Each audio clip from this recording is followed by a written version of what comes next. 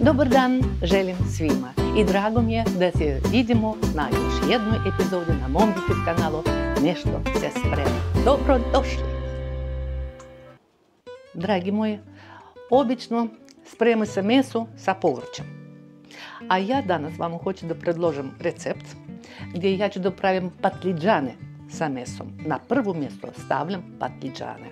Interesantno će biti. Prvi korak je da pripremimo patliđane, tako da ćemo njih posjeći na štapiće i neke štapiće budu kao vaš palac. Prvo ćemo da posjećemo patliđan na ovolike komade, a poslije ćemo da posjećemo na štapiće. Obavezno da bude korica na štapiću. Op.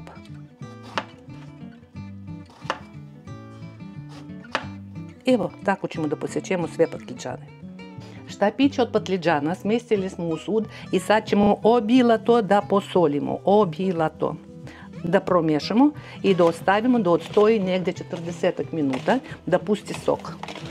Dok patliđane puštaju sok, mi ćemo da pripremimo ostale sastojke. Papriku ćemo da posjeckamo na pola i dijagonalno da posjeckamo. Evo, takvi štapići nama treba da ispadnu dijagonalno. Kod paradajza odsjekla sam nožicu i raspolovila sam paradajz. Sad ću ja da posjeckam ovako na 3 dijela i da posjeckam dalje na ovakve listiće. Evo ovakve listiće treba da dobijemo. Luk ćemo posjeći isto na dosta sitna rebarca. Ovako. Op. Op. I ovako.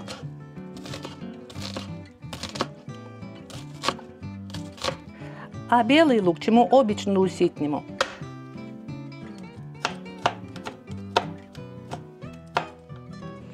Možete i na rendu da urendate na sitno ili kroz pres da pustite. Tako, ja sam navikla da radim sa nožom. Sad ćemo da sečemo meso. Meso može da bude po vašem izboru. Ja trenutno imam svinjski vrat. I ukoliko smo posekli na štapiće patliđane, ukoliko smo posekli na listiće paradajz i na trakice nismo posekli papriku, onda i meso ćemo isto da sečemo isto kao papriku na trakice, unakoso. Raspodijelili smo meso na ovakve listove i sad sečemo unakoso da dobijemo ovakve trakice.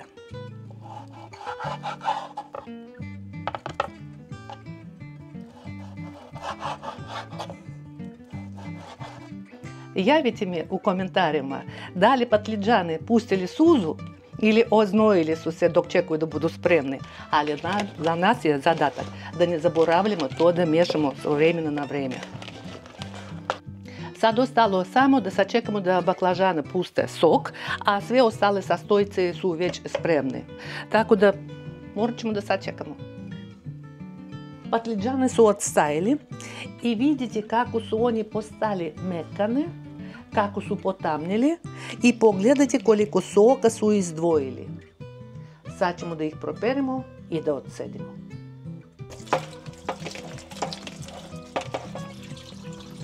I još jednom ćemo da properemo, zato što smo puno posolili.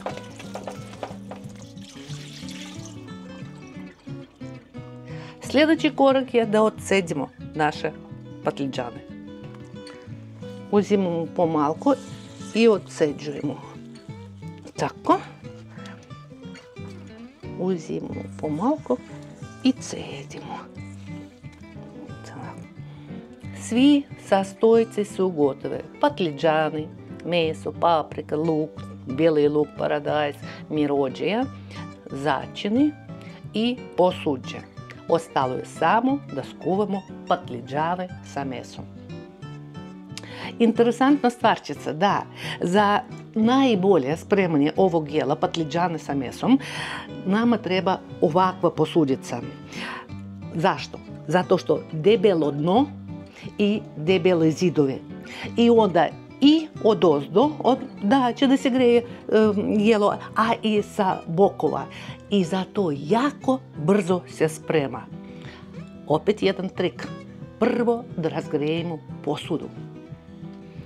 Stavljamo posudu, uključujemo šporet na maksimum. Sklanjamo poklopac, za sad nama ne treba. Provjeravamo. Dno je progrejeno i počinju da se zagrevaju zidove. Tek sad sipam ulje. Ulja sipam negdje 5-6 supenih kašika. I dam ulju da se razgreje. Volite moje zagonetke? A znate mene, šta ja obično kažem? Prvo na prženje ide luk. I kad on postaje staklast, dodajemo sve ostalo. Ali sad odmah ide odgonetka.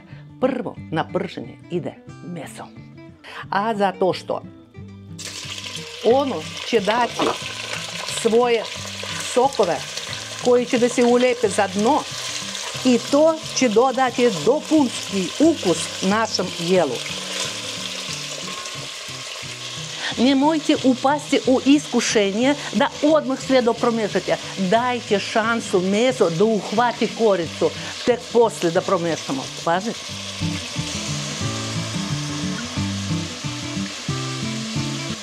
Još jedan praktičan savjet ako smijem. Bez obzira na to da sud ima visoke zidove, ipak meso može da prši, a sve je zagrejeno, i dno i bokove posude. Zato koristite varijaču sa dugačkom držkom. Pogledajte kako meso uhvatilo koricu, to je prvo. Drugo, nešto se uhvatilo po dnu, apsolutno nije strašno. I ulje se razbistrilo. Onda je vreme za nas da dodajemo crni luk. I da propržimo dok luk ne postaje staklast, metkan i tako. Samo crni luk. Pržimo jedno 3-4 minuta. 3. Pregledali smo, luk je omekšao, postao kao da je staklast. Sad ide paradajz. I opet promješamo i pržimo jedno 3 minuta. Sve je na visokoj vatri.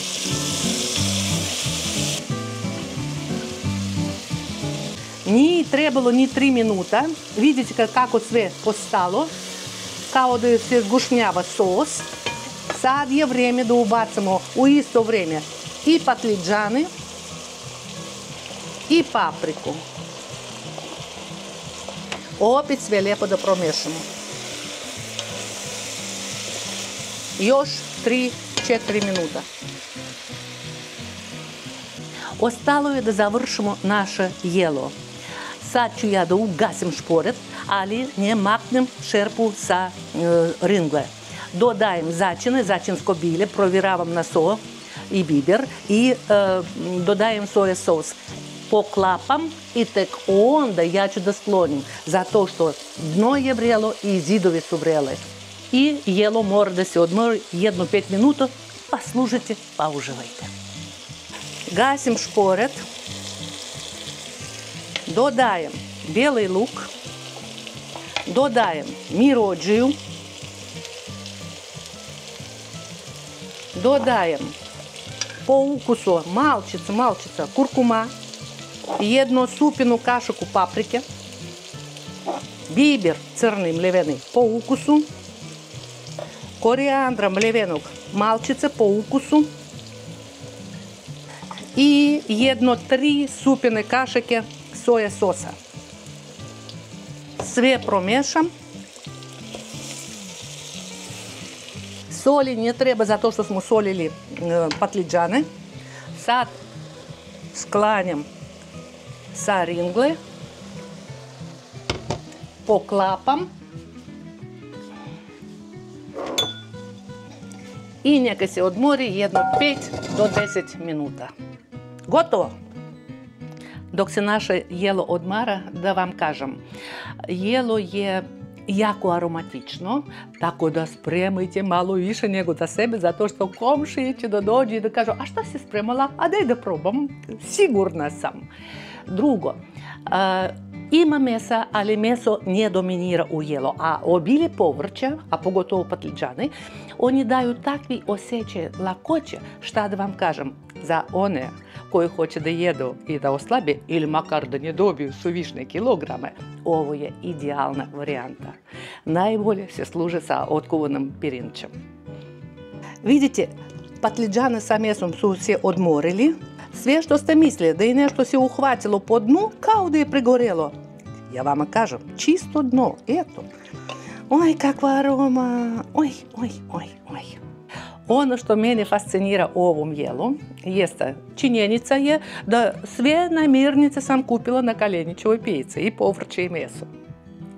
Ali zbog posude, zbog načina spremanja, zbog načina sjeckanja, ispalo je međunarodno jelo iz azijskih zemalja, od Kazahstan, Uzbekistan, Kirgistan i sve dalje do Japana. Vi ćete svugde naći takvo jelo. Interesantno je. Probajte da spremite, pa mi javite u komentarima.